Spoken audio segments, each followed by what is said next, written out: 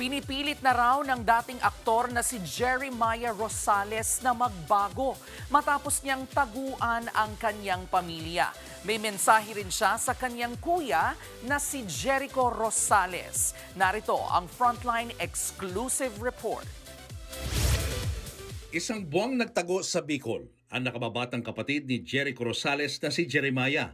Sa eksklusibo kong panayam sa kanya sa Julius Babaw Unplugged, binahagi niya ang paglisan niya sa kanilang bahay sa Antipolo noong Hunyo.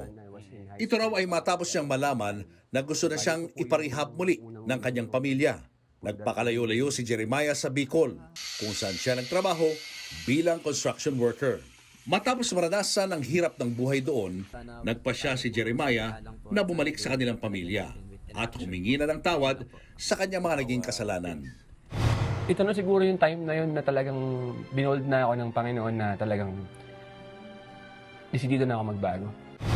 Hiling lang ng kanyang pamilya, Sana tuloy-tuloy na yung pagbabago mo. Sana kayo rin gawin niyo rin yung best niyo. Basta maging successful tayo, yan lang naman yung gusto kong mangyari sa pamilya natin. mensahe naman ni Jeremiah sa kanyang kuya Jericho. Sorry na lang ulit, kuya, kung naabala ka na naman, alam kong busy-busy ka. Pero pinipilit ko magbago, tol. Alam, kilala mo naman ako eh. Mahina lang yung foundation ko, pero nagpapakatigas ako. Panoorin ang buong storya sa Julius Babaw Unplugged YouTube channel.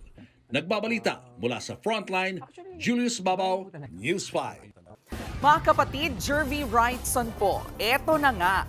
Para sa latest showbiz news at iba pang kay-alaman, mag-follow at mag-subscribe na sa social media pages ng News 5.